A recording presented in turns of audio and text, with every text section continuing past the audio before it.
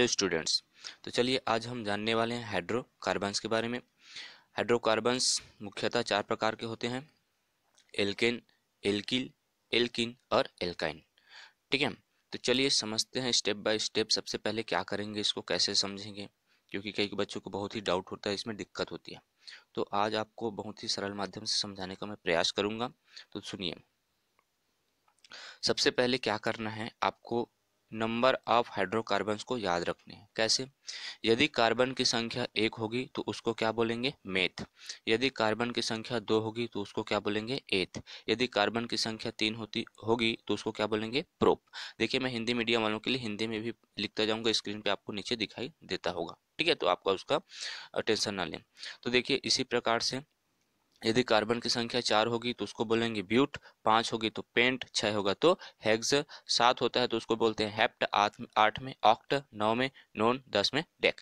इतना तो कम से कम आपको याद रखने ही होंगे हाइड्रोकार्बन्स के नाम को। ठीक है, उसके बाद देखिए, हाइड्रोजन जब जुड़ा हो तो कितना हाइड्रोजन जुड़ा रहता है, तब उसको क्या बोलते हैं, उसके लिए आपको ध्यान रखने हैं। तो देखिए, सबसे पहले आपको तो ये फार्मूला याद करने होंगे। एल्केन के लिए जो फार्मूला लगता है वो होता है CnH2n+2, ये फार्मूला लगता है। ठीक है, एल्किल के लिए जो फार्मूला लगता है वो लगता है CnH2n+1। एल्किन के लिए जो फार्मूला लगता है वो लगता है CnH2n। और एल्काइन के लिए जो फार्मूला लगता है वो लगता है CnH2n-2। कहने का मतलब, देखिए, ये जो आपका एल्केन, एल्किल, एल्किन, एल्काइन होता है ना, उसमें सभी में कॉमन क्या है? एल्क। आप देख सकते हैं सभी में कॉमन क्या है? एल्क है। ठीक है, अब एल्क की जगह क्या रखेंगे सर? तो एल्क की जगह आपको रखना है नंबर ऑफ कार्बन के नाम को। यदि कार्बन की संख्या 1 है तो मेथ रखो, यदि कार्बन की संख्या 2 है तो एथ रखो, यदि कार्बन की संख्या 3 है तो प्रोप रखो। चलिए देखते हैं, अब समझें।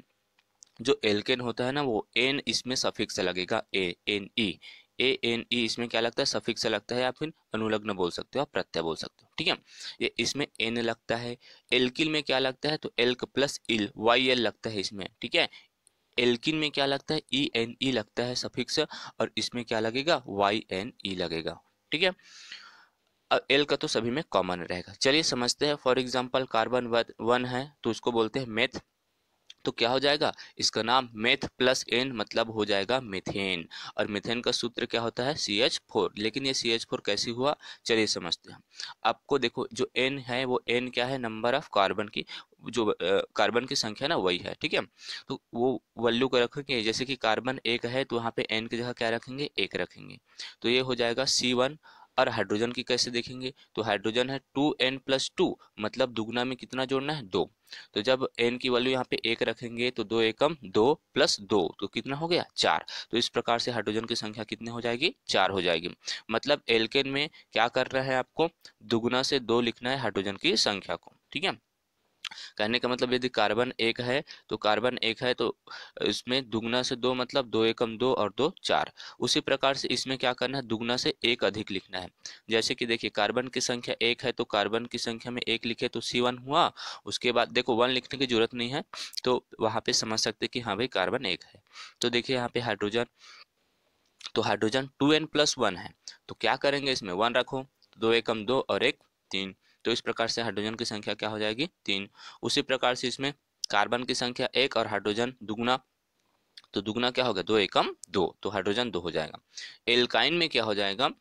कार्बन की संख्या 1 और हाइड्रोजन दुगुना में 2 कम करना है, तो दुगुना में 2 कम करेंगे तो हाइड्रोजन ही बचेगा ना भाई। इस प्रकार से आप देख पाएंगे। अगला एथेन में, तो एथेन में देखिए कार्बन की संख्या कितनी है? 2, तो C2 लिखे। उसके बाद n की जगह 2 रखो यहाँ पे सूत्र पे, तो 2 दूनी 4 और 2 6, दुगना से 2 अधिक। ठीक है, तो हाइड्रोजन की संख्या 6 हो जाएगी। एल्किल में क्या हो जाएगा? C2 तो रहेगा ही रहेगा, लेकिन यहाँ पे हाइड्रोजन की संख्या कम हो जाएगी, दुगना से 1 अधिक होगा। ठीक है, कहने का मतलब देखिए, यहाँ पे हाइड्रोजन की संख्या 6, यहाँ पे हाइड्रोजन की संख्या 5, इसमें हाइड्रोजन की संख्या 4 और इसमें हाइड्रोजन की संख्या 2। क्या समझे? हम ये समझ रहे हैं कि इसमें 6 से 1 कम हुआ, फिर हाइड्रोजन की संख्या इसमें कम हुआ, है ना। मतलब 1 की कमी हो रही, इसमें इसमें कितना की कमी हो रही है? 2। आपको समझ में आ रहा होगा कि ये दुगना से 2 है अधिक है, ये दुगना से 1 अधिक है, और ये बस दुगना है, और ये दुगना से 2 कम है। ठीक है, इस प्रकार से आप इसको बहुत ही आसान माध्यम से समझ सकते हैं, बिल्कुल कोई दिक्कत नहीं होगी। ठीक है, बस फार्मूला आपको याद होने चाहिए। उसके बाद आप लास्ट में बताऊंगा कि कैसे इसको यूज करना है, कैसे ट्रिक के माध्यम से आप इसको याद कर सकते हैं। ठीक है, अब देखिए इसी प्रकार से यदि कार्बन की संख्या 4 होती है तो उसको क्या बोलते हैं, ब्यूट बोलते हैं। तो चलिए एल्केन, तो इसमें हो जाएगा ब्यूट प्लस एन तो ब्यूटेन, है ना। इसका सूत्र हो जाएगा C4H10। देखो दुगना से 2 अधिक कर दो तो 4 दूनी 8 और 2 10। उसी प्रकार से एल्किल में क्या हो जाएगा, यदि कार्बन की संख्या 4 है तो उसको क्या बोलेंगे, ब्यूटिल बोलेंगे। तो इसमें क्या होगा, C4H9 इसका सूत्र हो जाएगा ब्यूटिल का। कैसे होगा, दुगना से 1 अधिक होता है इसमें। इसमें क्या हो जाएगा एल्किन में, तो इसमें इन लगाना है सफिक्स से, तो ये हो जाएगा ब्यूटीन। और ब्यूटीन का फार्मूला क्या हो जाएगा, C4H8, मतलब दुगना हो जाएगा हाइड्रोजन। ठीक है, कार्बन से दुगना हो जाता है। उसके बाद देखिए एल्काइन में क्या हो जाएगा, इसका नाम पड़ जाएगा ब्यूटाइन, और इसका जो सूत्र होगा वो हो जाएगा C4H6 हो जाएगा। इसमें रखो आप एन की वैल्यू, तो वही होगा ना, दुगना से 2 कम। ठीक है, तो 4 दूनी 8, 8 से 2 कम करेंगे तो क्या होता है 6। उसी प्रकार से कार्बन की संख्या 5 तो पेंट बोलते हैं, तो ये हो जाएगा पेंटेन, पेंटिल, पेंटिन और पेंटाइन। सूत्र तो अभी अभी बताया मैं कैसे आप पुटअप करोगे। तो इसी प्रकार से आप पूरे का मान याद कर सकते हो। इस प्रकार से आप मान रखे और इस प्रकार सूत्र को याद रखना है आपको, और कार्बन की संख्या याद रखनी है। 1 होगा तो एथ, 2 होगा तो मेथ, 3 होगा तो प्रोप, 4 होगा तो ब्यूट, 5 होगा तो पेंट। इस प्रकार से आपको याद रखने हैं। चलिए इसका यूज कैसे करेंगे। फॉर एग्जाम्पल आपको कोई बोल दिया प्रोपेन दिया है, ठीक है। अब आपको प्रोपेन दिया है और आपको बोला गया कि इसका सूत्र बताइए, तो कैसे बताओगे, क्योंकि आपको पता है प्रोपेन 2 वर्ड से मिलकर बना है, प्रोप प्लस एन। ठीक है, अब आपको पता है प्रोप कब बोलते हैं, जब कार्बन की संख्या कितनी हो, 3 हो, है ना। और देखिए एन, तो इसके लिए आपको सूत्र पता होना चाहिए एल्केन का। उसका सूत्र होता है CnH2n+2।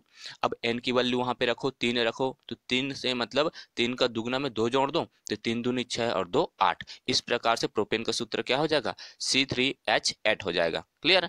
इस प्रकार से आपको कोई भी सवाल पूछेगा तो आप इजिली तौर पे बना सकते हैं। बस फार्मूला याद होने चाहिए, हाइड्रोकार्बन के नाम याद होने चाहिए कि 1 होता है तो मेथ, 2 होता है तो एथ, 3 होता है तो प्रोप। इस प्रकार से पूरे याद होने चाहिए। आई होप आपको ये वीडियो समझ में आया होगा। तो अपने दोस्तों के साथ प्लीज शेयर करें, लाइक करें, और यदि आप मेरे चैनल पे नए हैं तो प्लीज मेरे चैनल को सब्सक्राइब जरूर करें। थैंक्स।